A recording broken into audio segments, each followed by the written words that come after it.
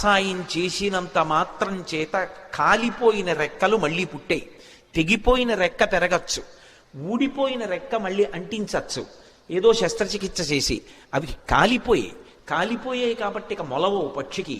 కానీ అది చేసిన పని ఏమిటంటే రామకార్యం మీద వెడుతున్న వాళ్ళకి గుక్కెడు మంచినీళ్లు కాదు ఇచ్చింది, ఒక్క మాట సాయం చేసింది.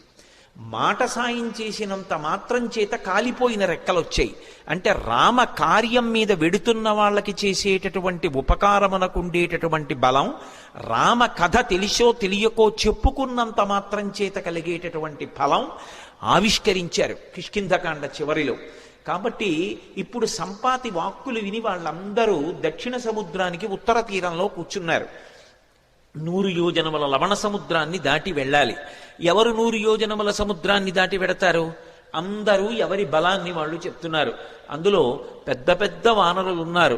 వాళ్ళందరూ ఏదో 30 అన్నారు, 40 అన్నారు, 50 అన్నారు, 60 అన్నారు, 70 అన్నారు. అంగదుడు అన్నాడు, నేను 100 యోజనములు దాటి లంకాపట్టణానికి వెడతాను, కానీ తిరిగి రాగలనో రాలేనో చెప్పలేనన్నాడు.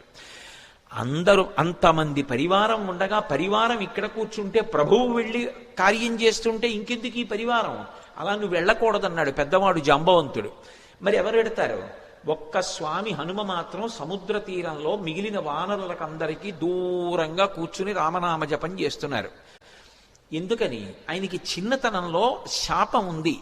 దేవతలందరూ ఇచ్చినటువంటి వరముల చేత విపరీతమైన బలం ఏర్పడిపోయింది. ఆ బలం ఏం చెయ్యాలో తెలియక చిన్నతనంలో మహర్షులు మడిబట్టలు ఆరేసుకుంటే వాటిని చింపేసేవారు, యజ్ఞకుండాలు కనపడితే తిరగతోసేసేవారు. ఇప్పుడు ఈ పిల్లవాడికి ఇంత బలం అనవసరం, వీడు పెద్దవాడైన తర్వాత వీడికి అవసరం వచ్చినప్పుడు గుర్తొస్తే చాలని వాళ్ళు శేపురీరం రఘుశ్రేష్ఠ నాతి క్రుద్ధాతి మన్యవ అంటారు ఉత్తరాఖండలో. వాళ్ళు ఏం కోపంతో కాదు, ఇప్పుడు ఇందుకు ఈ పిల్లాడికి ఇంత బలం, అవసరం వచ్చినప్పుడు గుర్తొస్తుంది. ఈ పిల్లవాడి బలాన్ని వీడికి మళ్ళీ జ్ఞాపకం చేస్తే వీడికి జ్ఞాపకం వచ్చి శాపం పోతుంది అని శాపం ఇచ్చారు. తన బలం తనకి తెలియదు.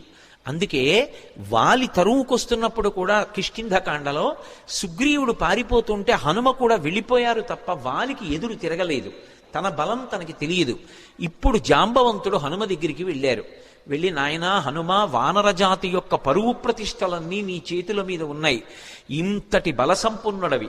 ఈ లోకంలో ముగ్గురున్నారు గమనవేగం ఉన్నవారు. అంత